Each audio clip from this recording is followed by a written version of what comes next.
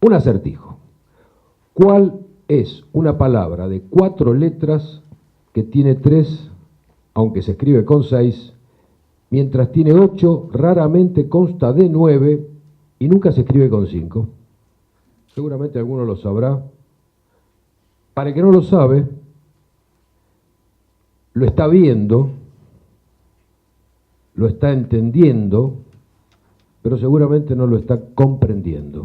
Y yo les voy a ayudar a comprenderlo, si es que esto funciona. Ahí vamos.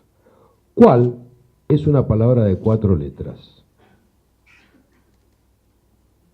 ¿Qué tiene 3?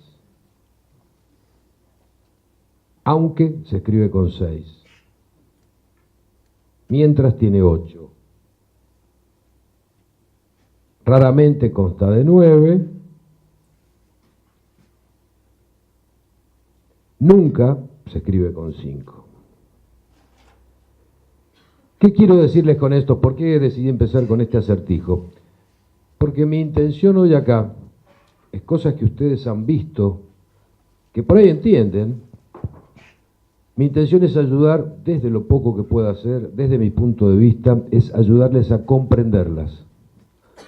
En una experiencia de 30 años, agotadora, como digo, haciendo medios en la Argentina. Vamos a tratar de eso, de ver los medios, la relación con la política, los distintos procesos que ha tenido.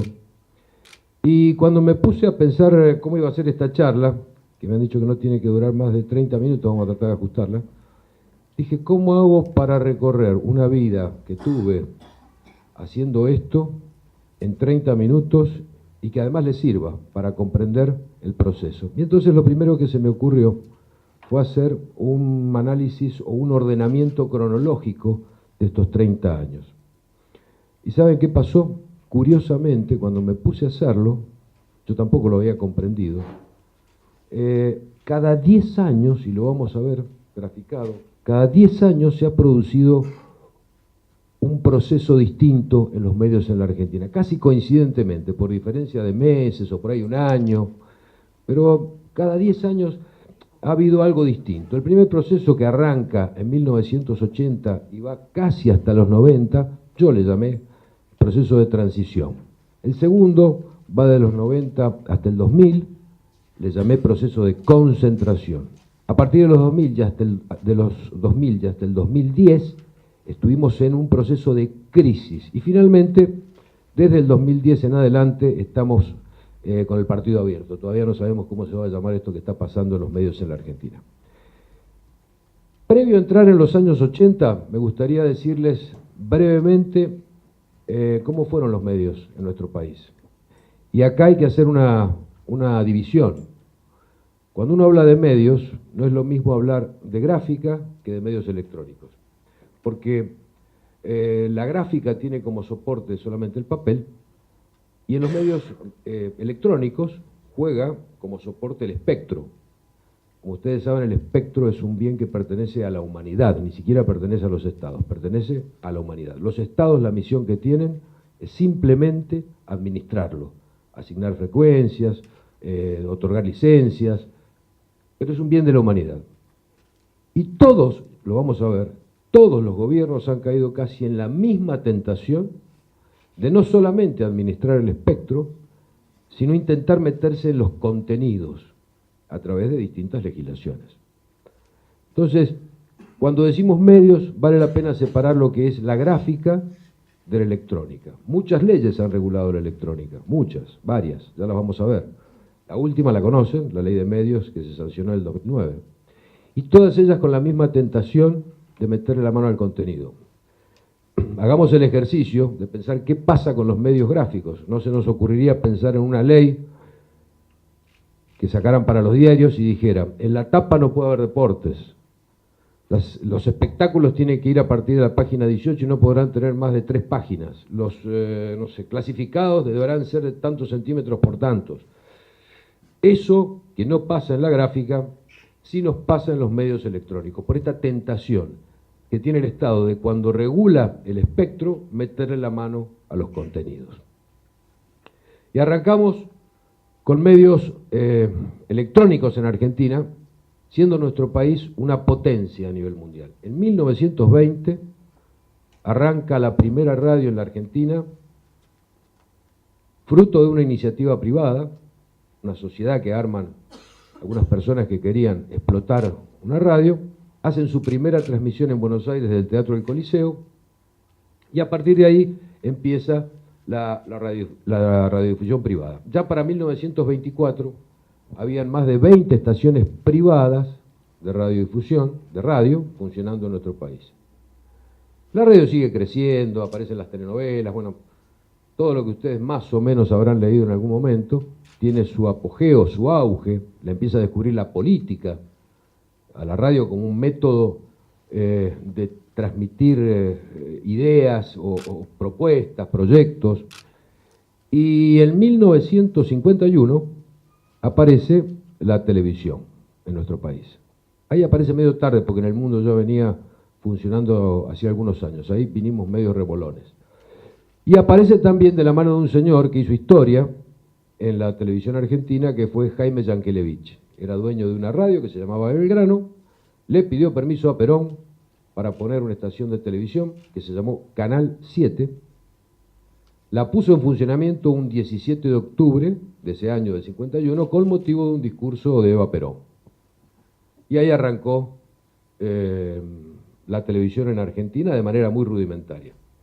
Perón en aquella época sacó una ley, fue la primera ley sacada por un Congreso en un gobierno democrático, y estableció 3 cadenas en la Argentina, privatizó 3 cadenas en la Argentina. Esas cadenas, luego con la Revolución Libertadora del 55, fueron expropiadas y volvieron a pasar a manos del Estado. Y así llegamos al 60, más precisamente unos meses antes, a fines del 59, cuando se establece la segunda estación privada de televisión argentina en Córdoba, Canal 12. Al año siguiente, en el 60, arranca Canal 9 en Buenos Aires, Canal 11, Canal 13. En el 66 arranca América. Y llegamos a 1980, que es desde donde vamos a arrancar en este análisis, con la televisión color. ¿Qué pasa en 1980 para considerarlo un hito tan importante que marque un periodo? Bueno, el gobierno de facto decide sancionar una ley de radiodifusión, la ley 22.285. Esa ley, como todas, regula contenidos, establece una serie de condiciones para poder acceder a las licencias, sanciones para los que no cumplan, pero tiene una cosa muy importante que es en la que me quiero detener, que es un artículo, el artículo 45, inciso E, que prohíbe a los diarios ser propietarios de medios electrónicos, radios y canales de televisión. Esto era una limitación importante que no solamente existía en Argentina, en Estados Unidos era y sigue siendo exactamente igual. Esa ley tuvo esta particularidad que dijo, miren señores, los que tienen diarios acá no pueden hacer ni televisión ni radio. Y el sentido era morigerar, de alguna manera, la concentración del poder mediático. La ley de los militares, la 2285, tuvo vigencia hasta el año 2009. La hemos conocido y hemos escuchado muchas veces que es la ley de facto, la ley del gobierno militar. Sin embargo, esa ley tuvo, a lo largo de sus 29 años de vida, donde solamente los primeros 2 fueron de un gobierno de facto, tuvo 261 modificaciones por parte de los gobiernos democráticos. Con lo cual decir, es una ley del proceso, está bien, es el origen, donde fue parida, donde nació, pero después tuvo tantos cambios que echarle la culpa de la legislación, de esa legislación al proceso, es relativo, ¿no? Alfonsín asume 3 años después, y ahí, justamente en ese año, en 1983, yo empecé a hacer mis primeras armas en esta actividad. Casi por casualidad llegué a una radio, muy modesta radio, y empecé este camino agotador, pero apasionante. No fueron momentos fáciles, ¿no? Porque la relación de Alfonsín con los medios y en general del gobierno radical fue una relación bastante conflictiva. Primero porque los medios no estábamos acostumbrados, ni los dueños de medios ni los periodistas, era como que veníamos ejerciendo la libertad a tientas, a ciegas. Veníamos de un proceso donde había listas negras, no solamente para artistas, sino para música, temas musicales que no se podían reproducir, nombres que no se podían decir al aire. Sí, veníamos con mucho temor. Y por otra parte la política y la llegada de la democracia hicieron que los políticos y los funcionarios fueran, por decirlo claro, un poco prepotentes. Entonces la relación no fue buena. Alfonsín hizo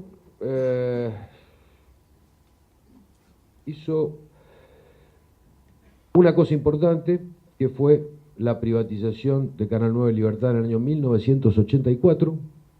Se le habían quitado a Romay hace unos años, se le habían quitado a Romay unos años antes y él se le entregó. Y aparte de eso, hubo tres hechos más importantes en esta década, que fue la primera, la aparición de las FMs.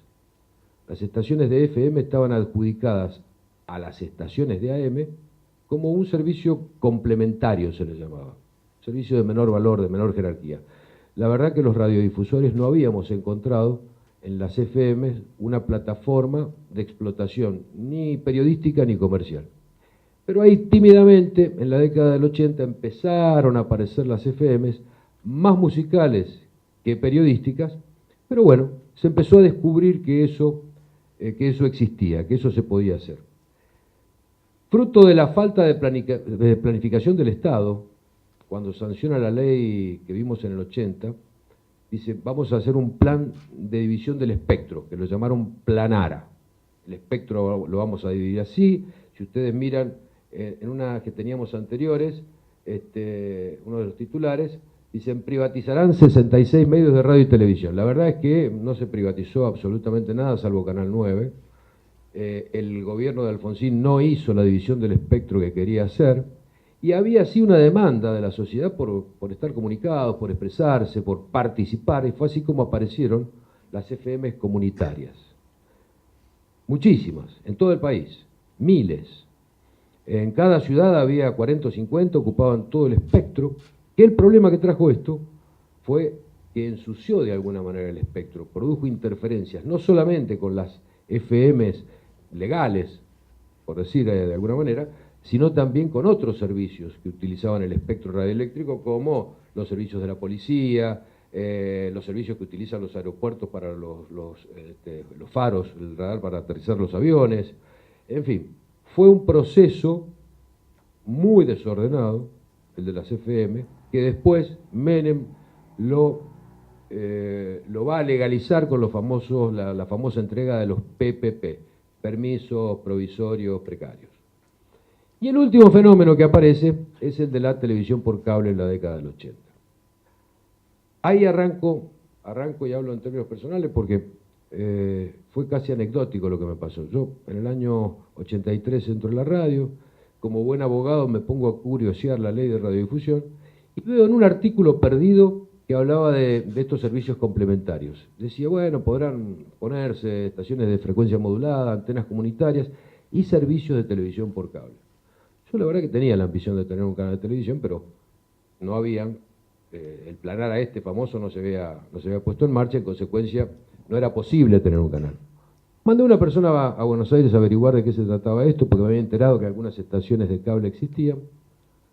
Vino y me dijo, sí, efectivamente, bueno, uno tira el cable, hay que pedir el permiso municipal, después el CONFER saca una resolución y te autoriza, y se entregan 4 o 5 canales de televisión y se cobra.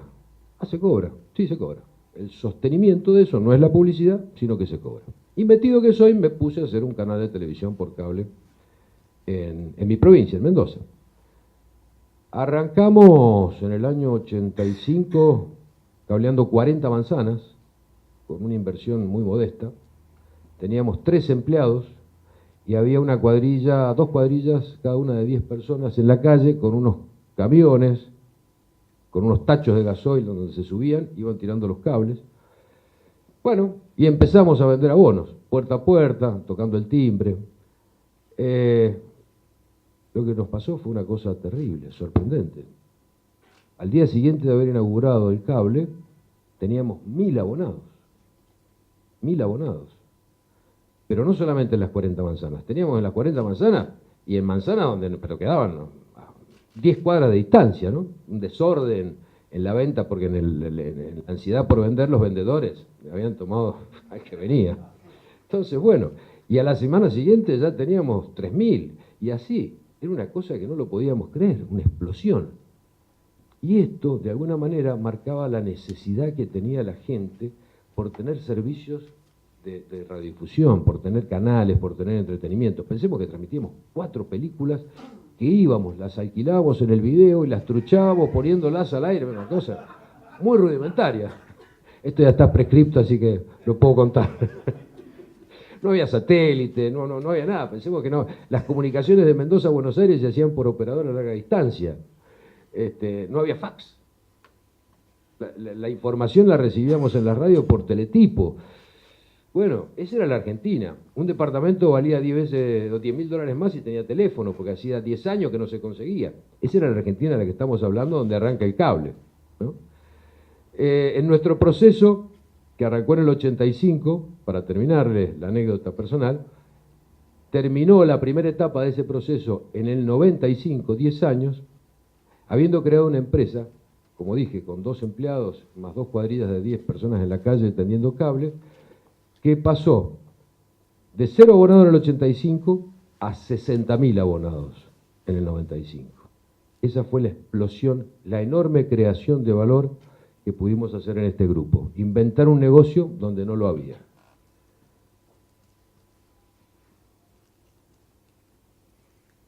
La segunda etapa es una etapa muy complicada de la Argentina, muy complicada, que va del 90 al 2000. ¿Por qué digo del 90? En realidad es del 89. Se va Alfonsín, ustedes se acordarán, tiene que anticipar la entrega de su mandato y viene el menemismo. Y el menemismo, voy a retrotraer un segundo. Una de las peleas, grandes peleas que tuvo Alfonsín en su gobierno fue una pelea con el Grupo Clarín. Yo lo voy a tener que mencionar al Grupo Clarín varias veces en esto, porque es el líder de la industria. Porque además ha sido protagonista de muchas de las cosas que pasaron en la industria de medios en estos 30 años. Y no tomen estas referencias de manera negativa o con algún grado de animadversión. Simplemente es el líder de la industria, es el más grande, y bueno, ha sido protagonista de muchas de las cosas que pasaron en este país. La relación de Clarín con Alfonsín fue mala, muy mala. Es más, yo creo que en alguna medida también fogoneó un poquito, ¿no? ¿Y por qué fue mala? Mala porque Alfonsín mandó una ley al Congreso que no contempló esta modificación a las que le hice referencia recién sobre el artículo 45, que le impedía a los diarios entrar en radio y televisión. Y la verdad es que el Grupo Clarín ya por el 87 había comprado Radio Mitre y le había echado el ojo a los canales de televisión. Alfonsín se negó a modificar ese artículo en el proyecto de ley que mandó, mantuvo la prohibición y bueno, de ahí vino la conflictiva relación que tuvo el radicalismo con el Grupo Clarín. Pero en el 90 se va Alfonsín, viene Menem, y Menem ya había adquirido sus compromisos previos con el grupo. Le he dicho, soy presidente, te voy a sacar ese artículo, olvídate. Y es así como se sanciona la ley de reforma del Estado a fines del 89 y se inicia un proceso muy complicado en la Argentina. Proceso de concentración. Este señor que tienen acá, el doctor Dromi, al lado del doctor Menem, fue el autor intelectual de esa ley de reforma del Estado. El doctor Dromi había sido profesor mío en la facultad, yo empecé a trabajar en su estudio, di clases con él de Derecho Administrativo en la Universidad Nacional de Cuyo, ya que lo conocía. Entonces, él era el ministro de Obras y Servicios Públicos de la Nación, yo era un radiodifusor, modesto radiodifusor del interior. Lo llamé y le dije, necesito verte. Me vine a Buenos Aires, me atendió en el ministerio y le dije, mirá, si ustedes hacen esto, le van a abrir la puerta a un monstruo que después va a ser muy difícil de resolver. Porque acá el crecimiento de los diarios sobre los medios electrónicos va a ser imparable, y el resto de los mortales somos muy chiquititos. Entonces, por favor, no lo hagan. Como ustedes bien habrán visto, no me fue muy bien. No me dio mucha bola, mi profesor. Y sacó la ley de reforma del Estado. Consecuencia, se privatizaron. Lo primero, la ley preveía que se privatizaban, entre otras cosas, ¿no? Los canales de televisión, las radios, y así fue como se hicieron la privatización de Canal 11 y Canal 13, y después de Excelsior y Belgrano, para citar los medios que se privatizaron en Buenos Aires, pero también se privatizaron medios en el interior. Nosotros modestamente nos presentamos en la privatización de los canales 11 y 13, nos presentamos por el 11, como sabrán perdimos, y nos presentamos por las radios, fuimos por el premio Consuelo y ganamos. Ganamos la radio Excelsior, que hoy se llama La Red. Ganamos la radio Excelsior, que hoy se llama La Red. Y ahí empezó este proceso de concentración que fue terrible, terrible. Yo les quiero anticipar que yo no estuve de acuerdo, por lo que les conté se habrán dado cuenta, pero si bien no estuve de acuerdo, me tuve que sumar a ese proceso. Porque el dilema en ese momento era o crecer o vender. Yo no quería irme de la actividad. A mí me gustaba lo que hacía, a mí me apasionaba lo que hacía. Y tuve esta discusión adentro de la empresa con algunos de nuestros socios que decían, esto para nosotros es imposible, va a venir tanta inversión extranjera, van a ser tan grandes los grupos que van a llegar, que nosotros no tenemos posibilidades de subsistir.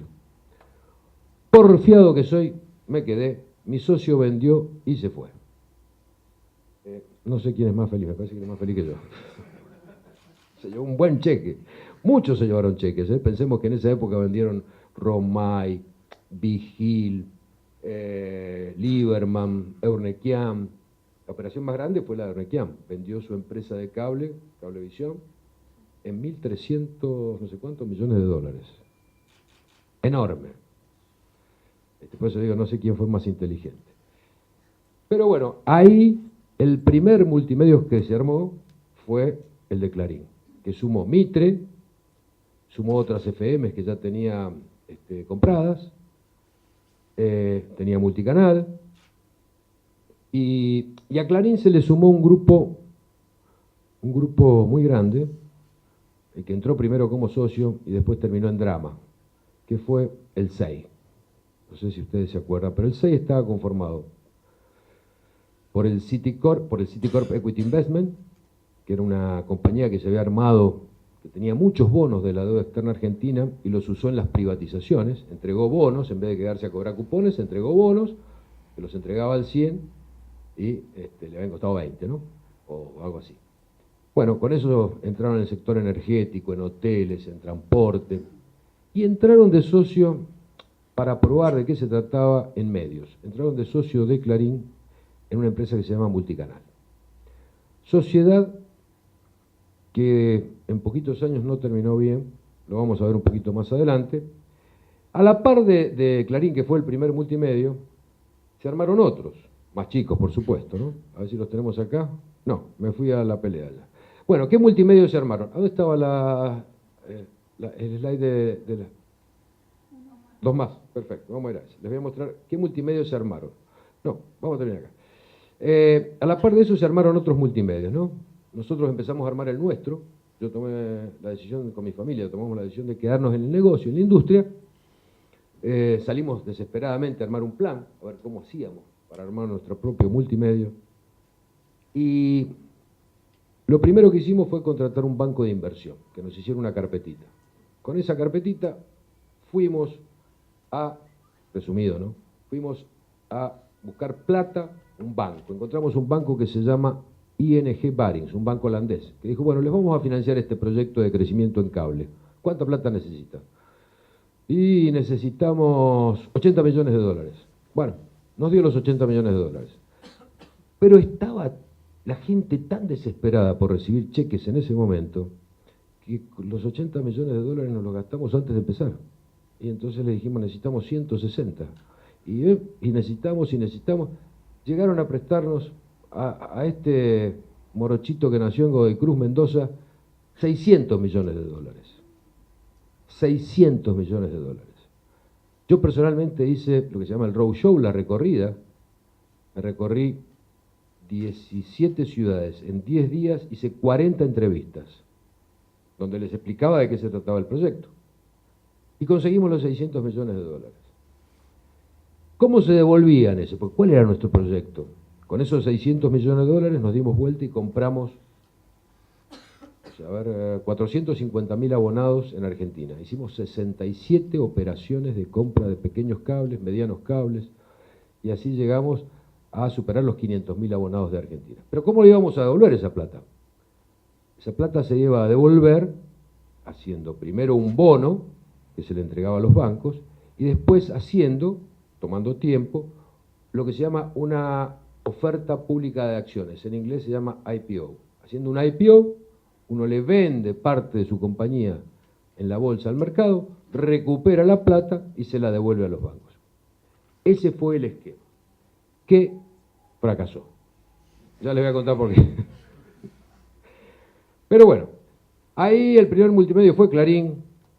En el medio entró el SEI, como les dije, pero duró poco la relación, porque el SEI se dio cuenta que tenía más oportunidades de negocios afuera del multimedio Clarín que adentro.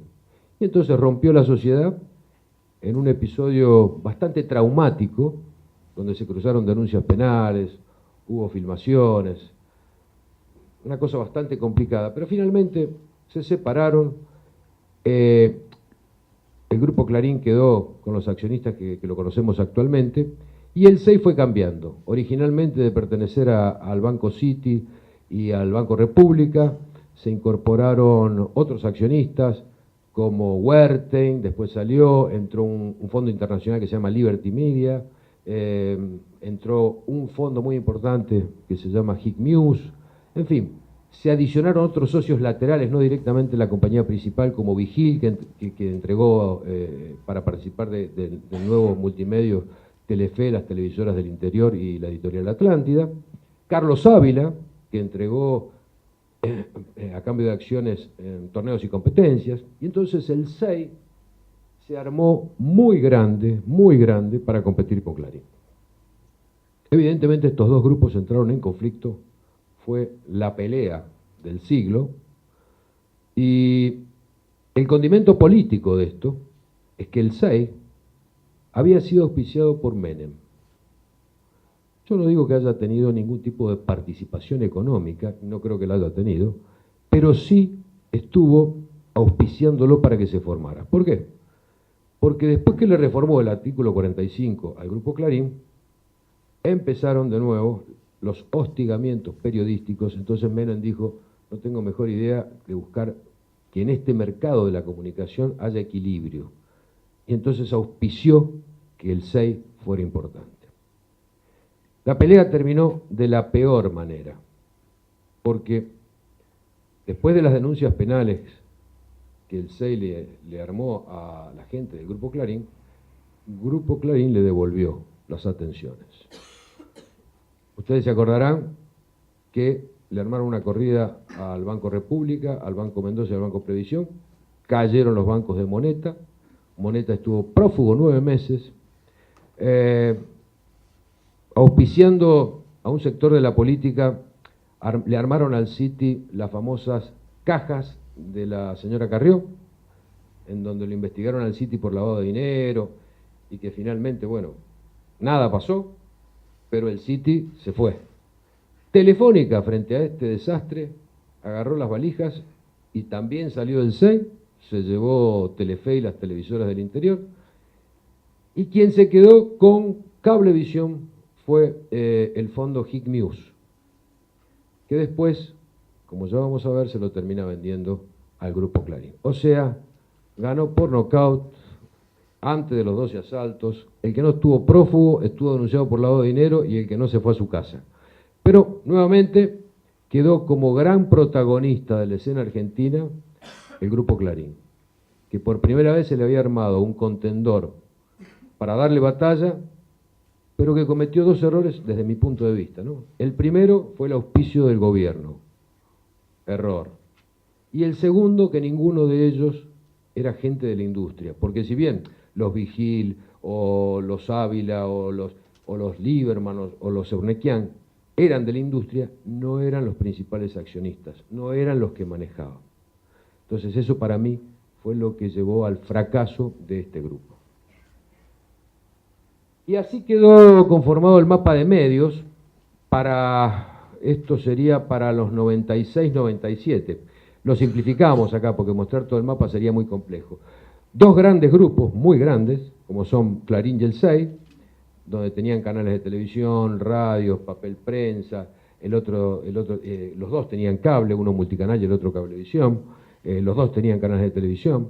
El 6 tenía revistas, pero no tenía diario, ¿no?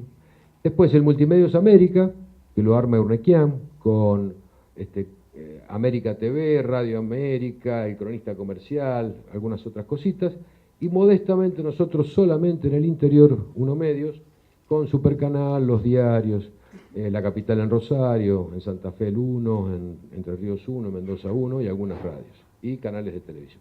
Pero lo nuestro, vuelvo a decir, era muy modesto, de poca visibilidad, porque estábamos ahí escondiditos en el interior, pero así tratando también de hacer algo para sobrevivir. Así quedó este mapa de medios, que después se desarmaría con la pelea entre Clarín y el 6, y muchas de estas cosas irían a parar a manos de Clarín o a manos de terceros. Llegamos ahí al proceso de crisis, porque lo que habíamos hecho nosotros de tomar deuda, también lo hizo Clarín y lo hizo el 6 y lo hicimos todos. La deuda nuestra en ese momento era de casi $1.000 millones, porque además de los 600 del cable, nos habían prestado para hacer adquisiciones en medios, comprar diarios, radios. La del Grupo Clarín creo que estaba por el orden de los 4.000.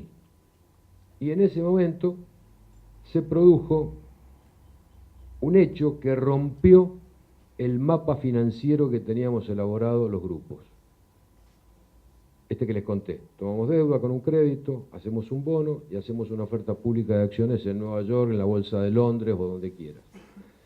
Eso se rompió porque en el año 89 se cayeron todos los mercados internacionales, se acabó el financiamiento. Vino la crisis rusa.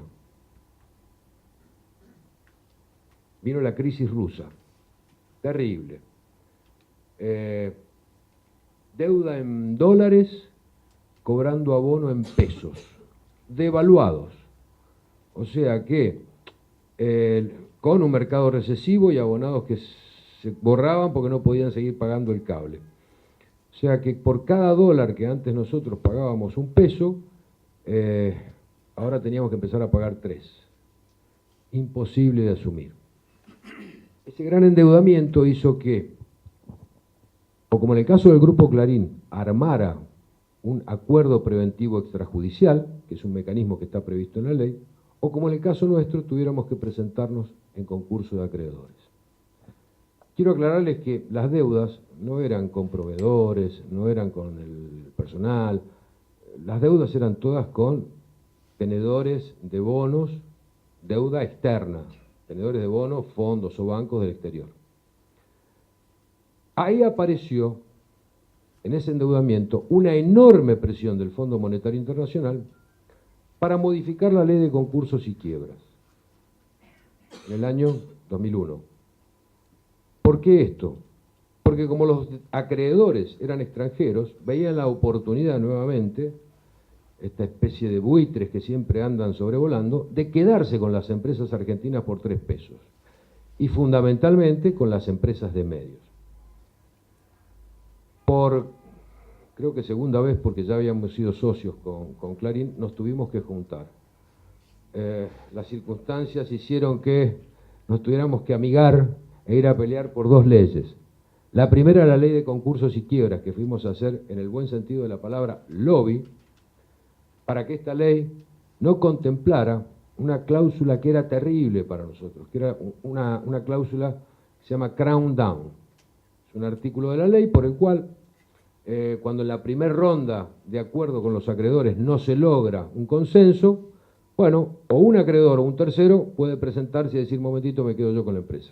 Córranse, negocio yo con los acreedores y me quedo. Esa era la intención de los bancos, sobre todo en el caso de los medios, apoderarse de un negocio muy, muy importante como eran los medios en Argentina por valores realmente muy bajos. Entonces la primera pelea la dimos en el Congreso para que no se incluyera el Crown Down para los medios. ¿Esto fue previo al 9 de septiembre? ¿Antes de las Torres?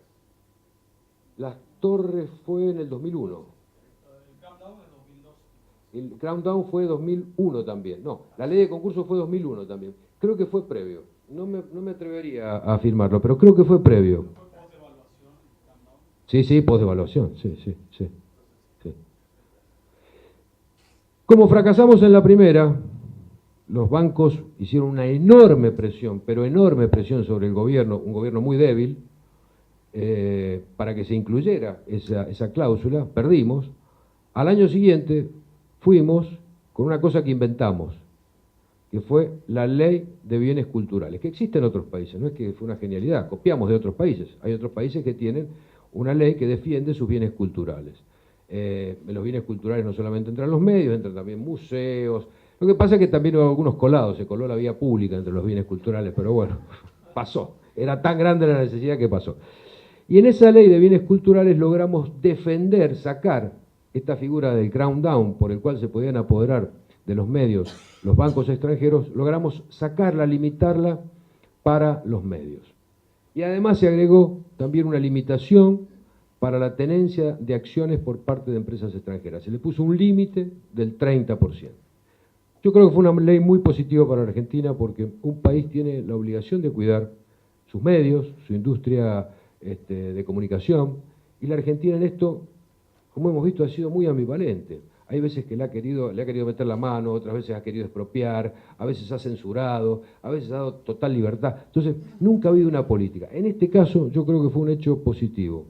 Y de la unión, como digo yo, del cerebro y el músculo, se darán cuenta que nosotros no tenemos el músculo, pero siempre tenemos un poco de cerebro. Entonces, de la unión con Clarín logramos sacar un hecho muy positivo.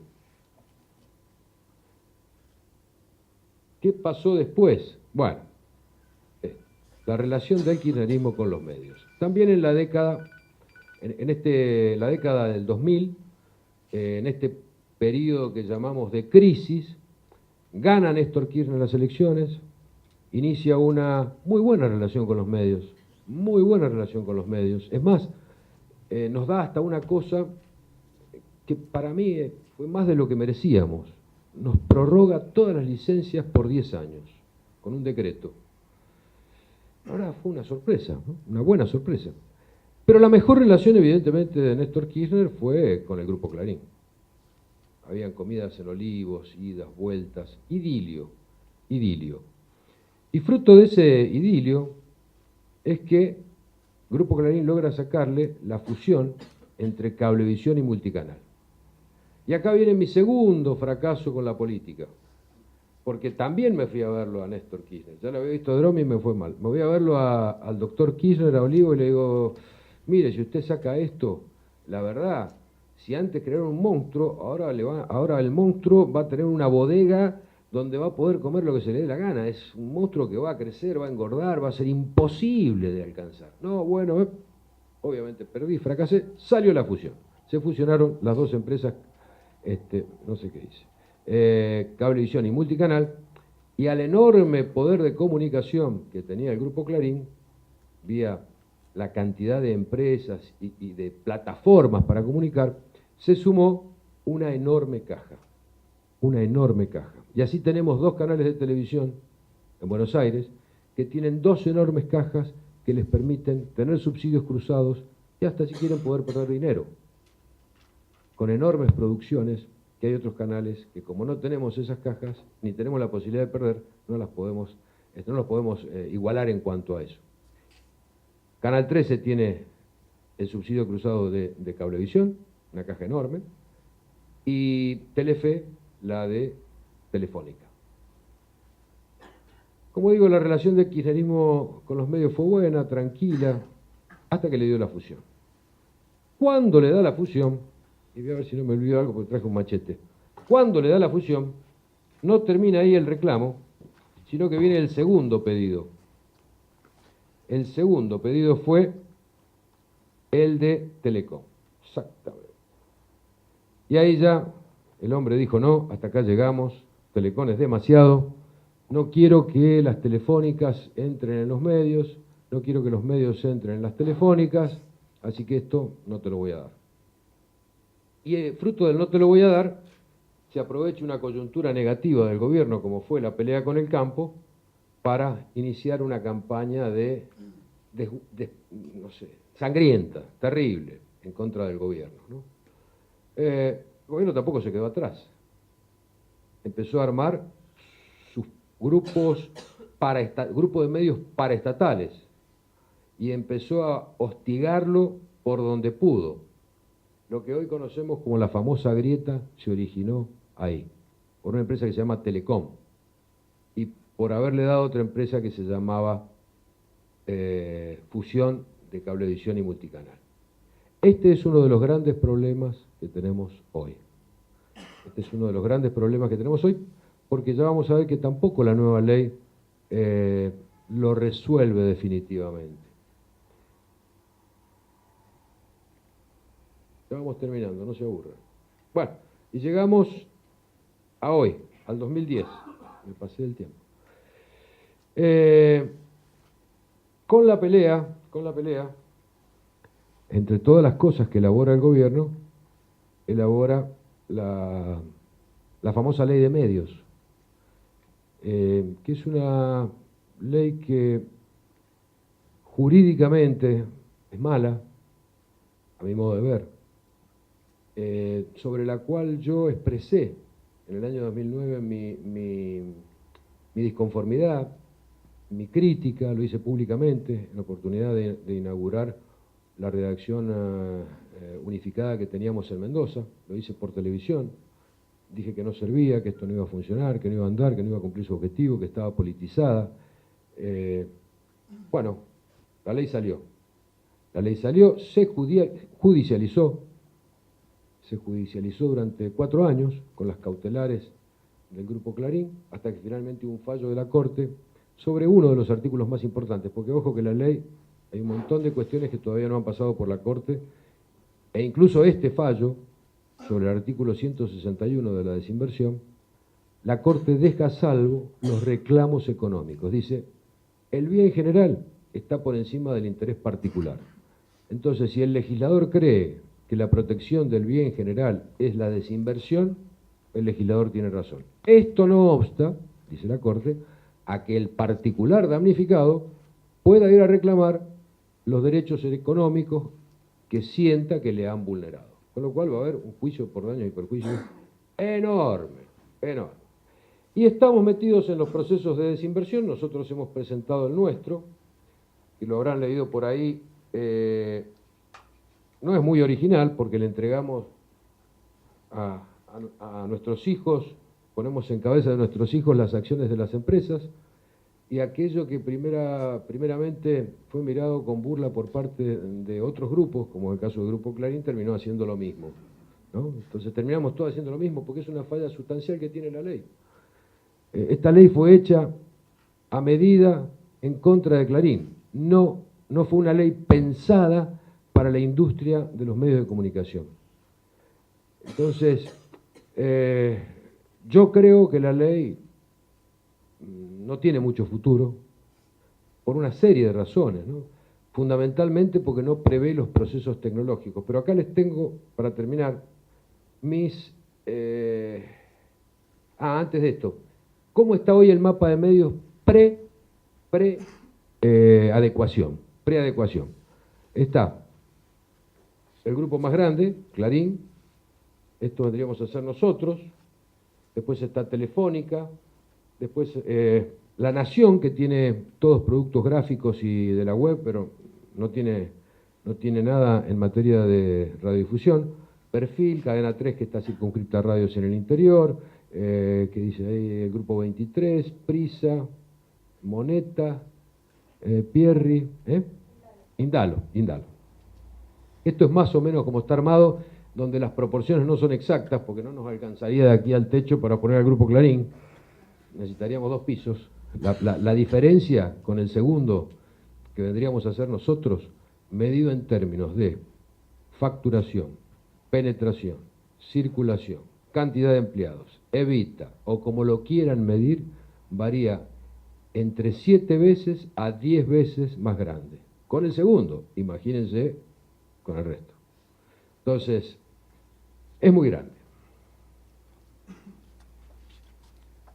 Acá vamos a algunos pensamientos finales y una conclusión.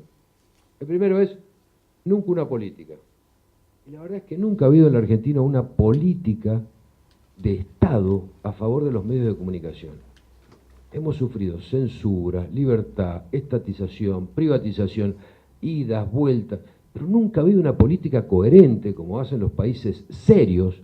Brasil lleva no sé cuántos años discutiendo su ley de telecomunicaciones. Colombia acaba de sancionarla y se han pasado 2 o 3 años discutiéndola. Nuestra ley 26522, la ley de medios, se discutió en un día salteando todos los reglamentos internos con un fin que no era el fin que tiene que tener una ley, que es promover una actividad y sobre todo una actividad tan sensible. Entonces, yo creo que este es uno de los graves problemas que hemos tenido en la política argentina. Nunca hemos tenido una política de Estado. Mi segunda reflexión sobre esto es que se dejen de meter la mano con los contenidos. En la próxima ley que saquen, basta de meterle la mano a los contenidos. Ahora ya, miren, hay una resolución que tiene la nueva ley que todavía no la implementan, pero porque no se puede. Esta resolución dice que cada aviso, cada comercial televisivo tiene que ser previamente aprobado por el AFCA. O sea, llega un señor que quiere decir, sacame urgente, vendo pintura, ¿me podés poner? No, tengo que ir al AFCA. Entonces, hay que ir al AFCA, el AFCA tiene que autorizar ese comercial, a ese comercial hay que ponerle un código de barras que hay que exhibirlo en la pantalla. Eso, acá, o donde ustedes hayan nacido, se llama censura. Pero además, administrativamente, es imposible de implementar, es innecesario. Como esa les puedo contar 10 anécdotas de cosas que hace esta ley de manera innecesaria. Entonces, el Estado, los gobiernos, la política, se tienen que dar cuenta que la ley que hagan, sea cual fuere, tiene que ser una ley limitada a la administración del espectro, al reparto del espectro, al control de las licencias. Alguna cosa, si quiere poner sobre los contenidos, pongamos, pero no tiene que ser tan reglamentarista, porque en el mundo no es así. Entonces, dejen de meter la mano en las leyes. No se refiere a otra cosa, ¿eh? Todos somos David, y esto no es para mi señora, pero quiero decir con esto que la verdad, todos somos tan chiquitos, tan chiquititos, que hay un solo Goliat. Los demás somos muy pequeños, entonces hay que buscar un sistema más normal, donde haya más equilibrio, donde los grupos, y es que el modelo es de continuar con los grupos de medios, sean no que haya uno, que hayan 50 si hace falta, pero sí que no haya un solo Goliat, y que los demás no seamos todos David. Finalmente, habrá que modernizar la legislación contemplando los procesos tecnológicos y la convergencia de las telecomunicaciones, con un sistema de medios que sea pluralista. Esto lo dice, se ha cansado de decirlo los autores intelectuales de la nueva ley, estoy totalmente de acuerdo, que también sea democrático, totalmente de acuerdo, participativo, absolutamente de acuerdo, pero hay una cosa que tendría que ser, y es la que a este sistema le falta, que es esta, que sea equilibrado, esto de que no existe uno grande y todos los demás pequeños, que sea equilibrado. Yo les agradezco el tiempo, la atención, y quiero terminarles así como arranqué diciéndoles que hacer medios en la Argentina es agotador, también quiero acordarme de algo que me pasó cuando empecé a hacer medios. Yo era chico, tenía 31 años o 30. Y un señor que fue una especie de maestro que tuvo, un día que yo estaba un poco agobiado por algunas cosas que me pasaban, no podía pagar los sueldos, no me acuerdo qué inconveniente tenía en ese momento, me dijo: nene, disfrutá, porque el periodismo es lo más divertido que se puede hacer vestido. Gracias.